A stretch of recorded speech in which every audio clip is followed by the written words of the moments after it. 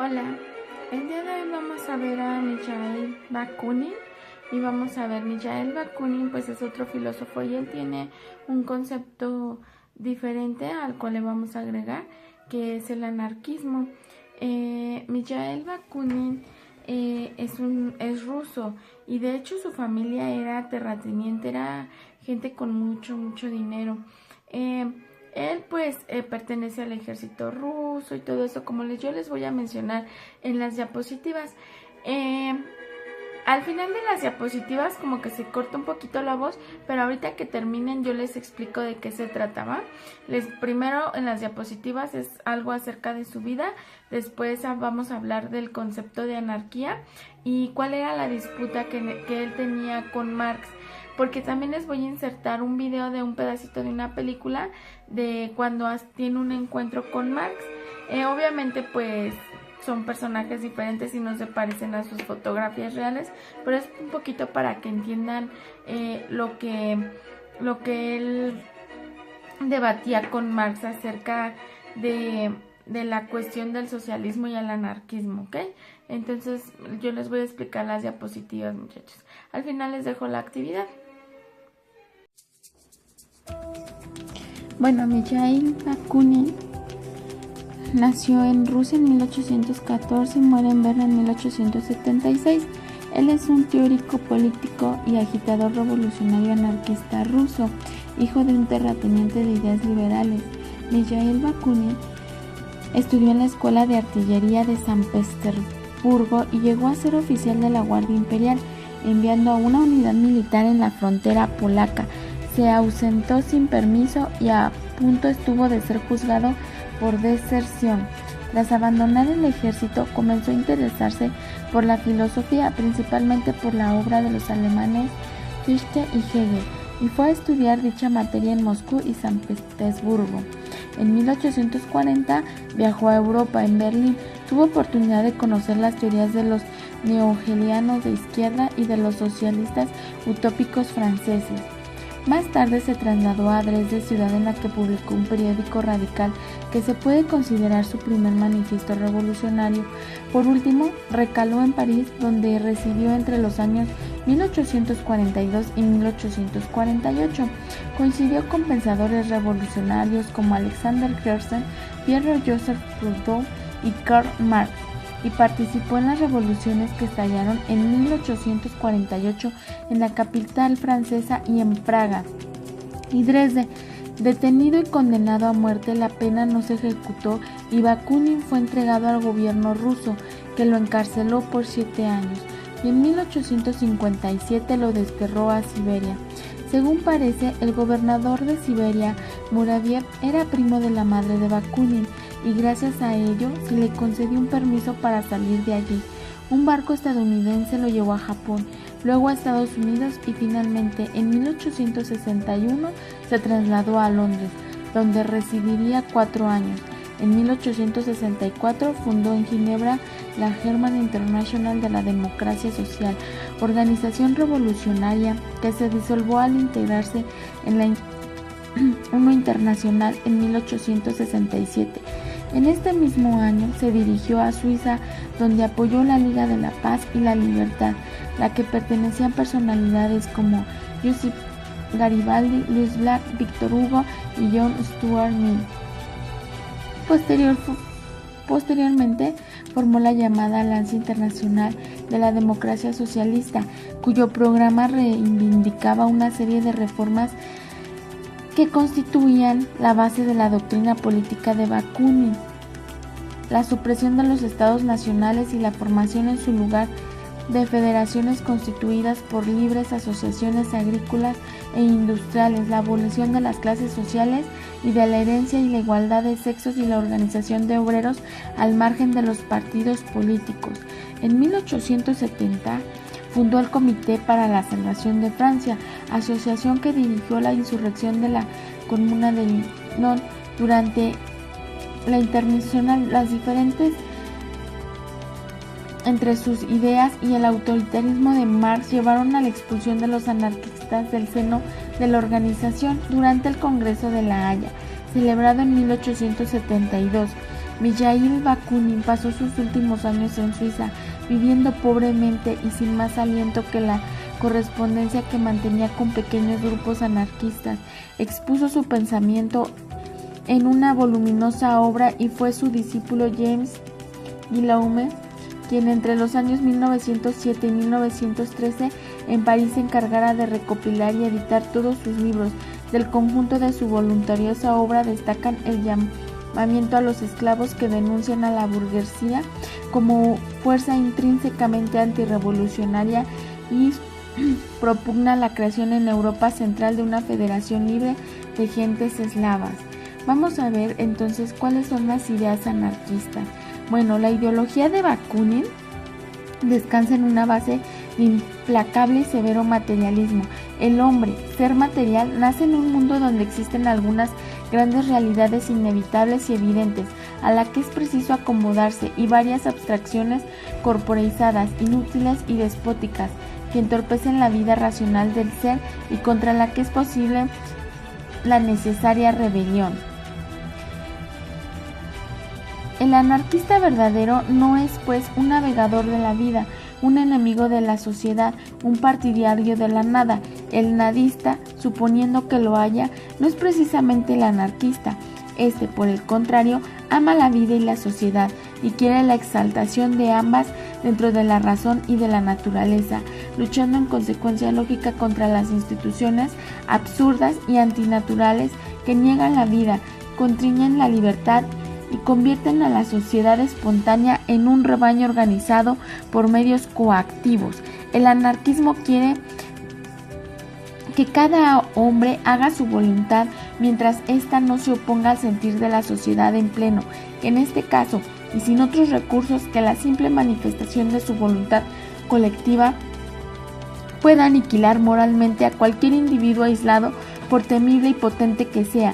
Pero si la voluntad de este individuo coincide con la de otros, nada se opone a que todos ellos, individuos libres, se federen en un grupo libre, cuyos deseos electivos pueden sucesivamente realizarse mediante asociaciones voluntarias con otros grupos. Indudablemente, nada hay aquí de absurdo, antinatural o negativo. Por el contrario, es disparatado, estúpido e indignante, y sobre todo pugna con las leyes de la naturaleza el que un individuo, en virtud de una ley convencional que no ha contribuido a promulgar o ha sido promulgada con su voto o contra, puede ser compelido a verificar actos que le vejan o lo repugnan, obligándole a verificarlos con el empleo de los medios impositivos de que se dispone un Estado, en cuya organización, composición, regencia y beneficio no tiene arte ni parte el individuo de que se tratara. La razón que en principio asiste a Bakunin y a los anarquistas resplandece deslumbradora en este como en otra infinidad de casos.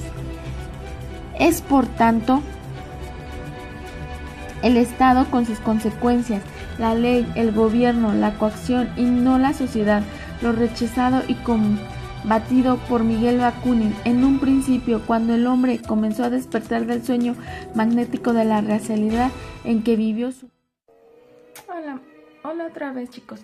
Bueno, ya en la explicación en donde se cortó la voz, bueno, estábamos hablando de la cuestión del anarquismo. Primero vamos a empezar explicando un poquito acerca de su vida, como ustedes escucharon durante las diapositivas. Bueno, él era un señor, era ruso y tenía mucho dinero, o sea, nació dentro de una familia muy muy bien acomodada. Su papá era terrateniente, entonces la leyenda cuenta que dice que tenían muchísimos trabajadores.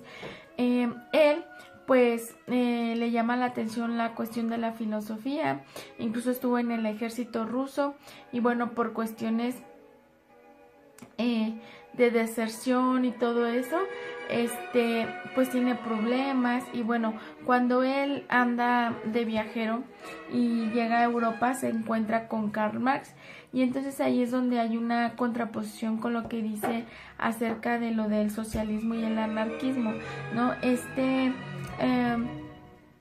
Mijaíl Bakunin le decía a Marx que no era posible que en la parte del socialismo y todo, que los sindicatos y todo eso de los trabajadores pues estuvieran regidos por gente que también tenía poder y que de alguna manera iba a sacar una ventaja de ahí, ¿no? Que entonces eso no era ser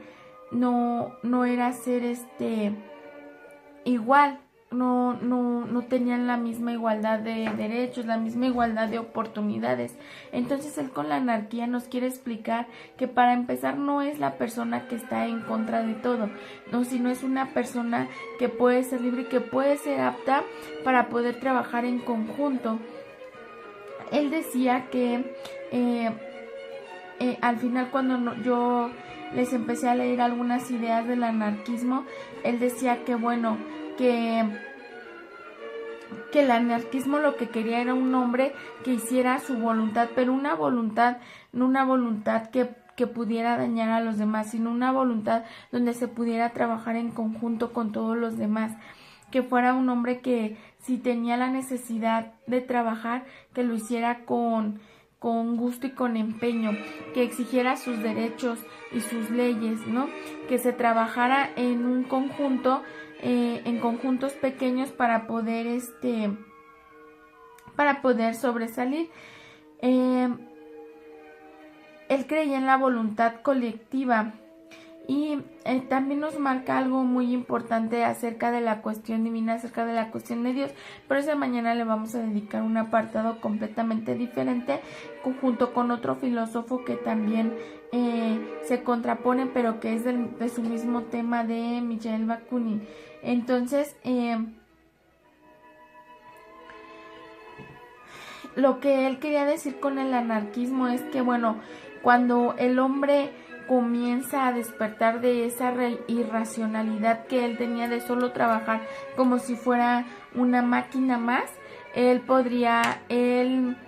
cuando él empieza a despertar de ese sueño, él puede empezar a soñar que él puede hacer las cosas y convertirse en una persona que tuviera ciertos bienes, que no nada más los bienes los podía adquirir el dueño o el capitalista. Sin embargo, dice que bueno, que todos los hombres han vivido pues bajo ese yugo de querer, de la explotación del hombre. Entonces él con el anarquismo busca que la sociedad viva en una colectividad, en una unión, que no se tenga que regir a los más poderosos, sino que esa sociedad busque sus propios bienes y su propio bienestar, que no tenga que ser regido por los más poderosos. ¿Por qué? Porque siempre los más poderosos son los que están mejor acomodados dentro de la sociedad, los que tienen ciertos bienes y los que no pueden ver las necesidades de la gente de una clase más baja. Entonces él decía que bueno, teníamos que vivir en una sociedad colectiva, produciendo nuestros propios derechos de acuerdo a nuestras necesidades. O sea, los que iban a gobernar, los que iban a mandar, tenía que ser esa misma gente. Entonces como por ahí va encaminada su idea de lo que es el anarquismo, aunque mañana lo vamos a definir un poco mejor con la otra parte que nos falta. Y yo les voy en el video que ustedes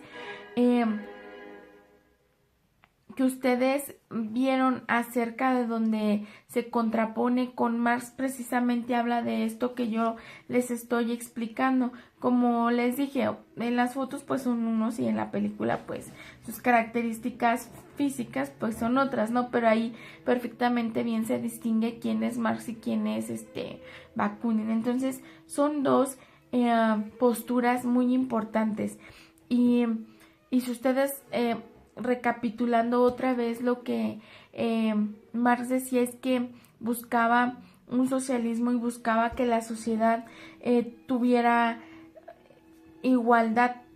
Pero ¿cómo quería lograr esa igualdad? Bueno, que sí existieran ciertos líderes, pero volvíamos a lo mismo, eran los líderes que tenían mayores oportunidades o que incluso muchas veces ya se perdía como esa ideología de querer luchar por la clase obrera.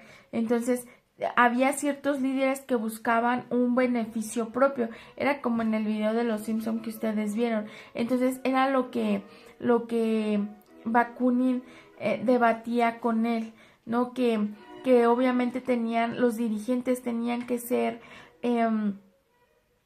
gente que estuviera en ese círculo social.